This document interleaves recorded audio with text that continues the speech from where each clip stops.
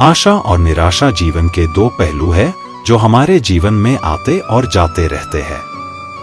आशा जीवन में खुशियां भर देती है, मनुष्य एकदम से प्रसन्न रहता है। पर जब निराशा हमारे जीवन में प्रवेश कर जाए तो हमारा जीवन एकदम से दुखों से भर जाता है। हर तरफ से हमें दुखों का पहाड़ टूटता दिखाई देता है। क्या करे क्या न करे के अधरजुल में हम फंस जाते हैं। जीवन एकदम से नर्क जैसा लगने लगता है। कभी कभी तो जीवन इतना निराश हो जाता है कि सकारात्मकता क्या होती है यह सोच भी नहीं पाते। कई बार तो आत्महत्या के विचार मन में आने लग जाते हैं। आखिर क्या है निराशा?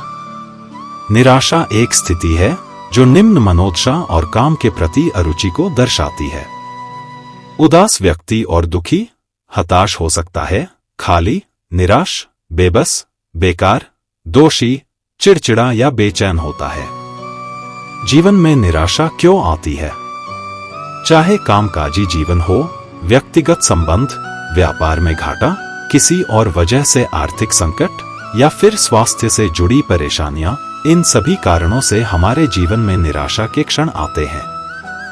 कुछ ऐसे क्षण जब हम अपनी शक्ति और सामर्थ्य को कम महसूस करने लगते हैं, खुद को असमर्थ और असहाय पाते हैं।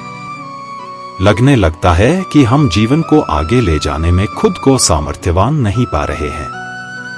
मुनि श्री प्रमाण सागर जी कहते हैं कि परिस्थितियों की मार खाकर के व्यक्ति हताश हो जाते हैं। जब भी विपरीत परिस्थिति सामने आती है, मनुष्य का मन टूट जाता है, घबरा जाता है। अब क्या करूं? कोई रास्ता नहीं। ऐसी विपरीत परिस्थिति में जब मन हताश होने लगे कि अब क्या करूं, तो संत कहते हैं उस समय भी हताश होने की जरूरत नहीं है। परिस्थितियां हैं। हर मनुष्य के सामने सदैव एक ही स्थिति रहती है, ऐसी बात नहीं है। विकट परिस्थितियों का सामना तो हर किसी को करना पड़ता है। जब निराशा हमें घेर ले तब क्या करना चाहिए? अनुलोम विलोम प्राणायाम करें, मेडिटेशन करें, अपने मनपसंद का म्यूजिक भजन जैसे हरि शरण जी बटा अनूप जलोटा जी के भजन या आशावादी गाने सुने। निराशावादी गाने बिल्कुल भी न सुने। कॉमेडी फिल्में देखें, गायत्री मंत्र का पाठ करें, अपने इष्ट देव का ध्यान करें। निराशा या नकारात्मक बात करने वाले लोगों से दूर रहे। ऊर्जावान, जिंदा दिल, सकारात्मक विचारों वाले व्यक्ति की संगत करें या सकारात्मक व्यक्ति को अपना दोस्त बनाएं और उससे बात करें। अपने माता पिता से या जो आपको अति प्रिय हो उससे बात करें। किसी को अपना आदर्श बनाइए। अपनी मनपसंद का शाकाहारी खाना बनाकर खाएं। आत्मविश्वास बनाए रखें। अच्छी किताबें पढ़े जैसे द सीक्रेट इत्यादि। पॉजिटिव सोच रखिए। ये जो उपरोक्त बातें बताई गई है का अनुसरण करने से हमें निराशा से मुक्ति पाने में मदद मिलती है। ये कहना तो आसान है पर करने में कठिनाई आती है। जिस पर बीत रही है वो ही इसको समझ सकता है। पर हाँ, इतना जरूर है कि पहले हमें ये विश्वास करना होगा कि ये जो निराशा का दौर है वो स्थायी नहीं है और समय के साथ ये भी खत्म होने वाला है। इसके बाद हमें उपरोक्त बताए गए उपायों में से जो भी हम कर सकते हैं करना चाहिए, जरूर सफलता मिलेगी।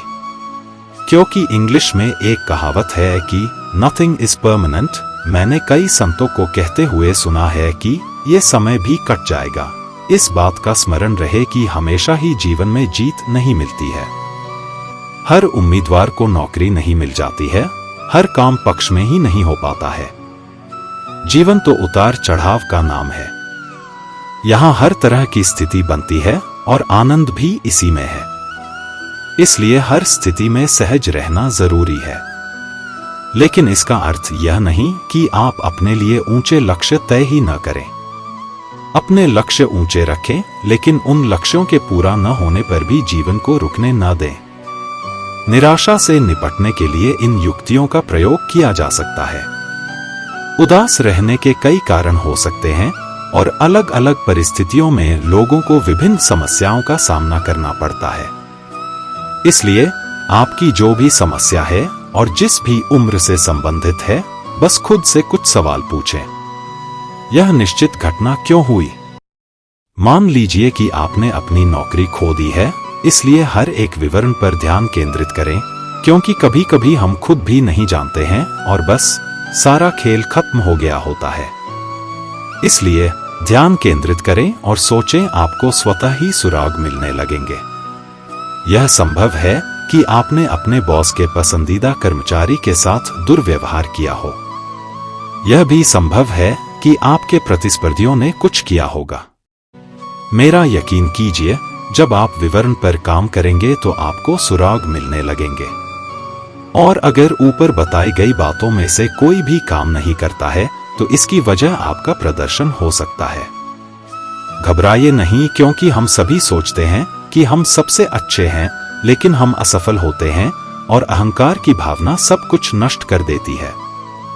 अपने आप का विश्लेषण करें और तुलना करें और फिर एक सही निष्कर्ष निकालें। कभी कभी ऐसा होता है कि हम दिल और दिमाग के बीच उलझ जाते हैं, जो हमारा मूड खराब कर देता है। अपने संपूर्ण जीवन काल में आपने कई निर्णय लिए होंगे और कभी कभी हमारे फैसले सही साबित होते हैं और कई बार गलत भी। इसलिए गलत चीजों पर मंथन करने और अपनी ऊर्जा बर्बाद करने के बेहतर है फिर से खड़े हो जाएं और एक बार और प्रयास करें। अगर आप भ्रमित हैं और यह तय नहीं कर पा रहे हैं कि क्या करना है, तो उस क्षेत्र में बेहतर अनुभव रखने वाले व्यक्ति के पास जाएं। मान लीजिए अगर आपका रिश्ता आपको परेशान कर रहा है और आप यह तय नहीं कर पा रहे हैं कि आगे क्या करना है, तो अपनी माँ या बड़े भाई बहन के पास जाएं। आप अपने उन दोस्तों से भी सलाह ले सकते हैं जो पहले से ही एक रिश्ते में हैं। उनके अनुभव की मदद से यह निश्चित रूप से आपको रिश्ते के घटनाक्रम को समझने में काफी मदद करेगा। वे आपका सही दिशा में मार्गदर्शन करेंगे। इसी तरह आपके जीवन में कई चीजें हो सकती हैं जहां आप संबंधित व्यक्ति तक पहुंचने के लिए खुद को भ्रमित महसूस करते हैं। जरूरी नहीं है कि हर कोई अमीर घर में ही पैदा हो। केवल एक ही चीज है जो हम कर सकते हैं, वह है कड़ी मेहनत। फिर भी कभी कभी हम हतोत्साहित महसूस करते हैं, इसलिए बस ऐसे लोगों को देखें जिनके पास आपसे भी कम है।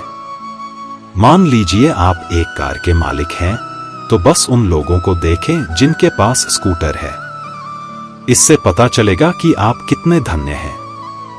असल में हम जब भी ऊपर की ओर देखते हैं, हम या तो उदास या फिर प्रेरित महसूस करते हैं। इसलिए निराश या हतोत्साहित होने की जरूरत नहीं है, क्योंकि यदि कोई आपसे अधिक कमा रहा है तो इसका मतलब है कि वह कड़ी मेहनत कर रहा है या उसके पास कुछ रहस्य हैं। इसलिए दुखी होने के बजाय इसे चुनौती के रूप में लें और कड़ी मेहनत करें। हमेशा खुद की अपने से निचले वाले से तुलना करें और ऊपरी वाले को चुनौती दें। सोचने का यह तरीका निश्चित रूप से आपके जीवन को बदल देगा और आपको कभी निराश नहीं होने देगा।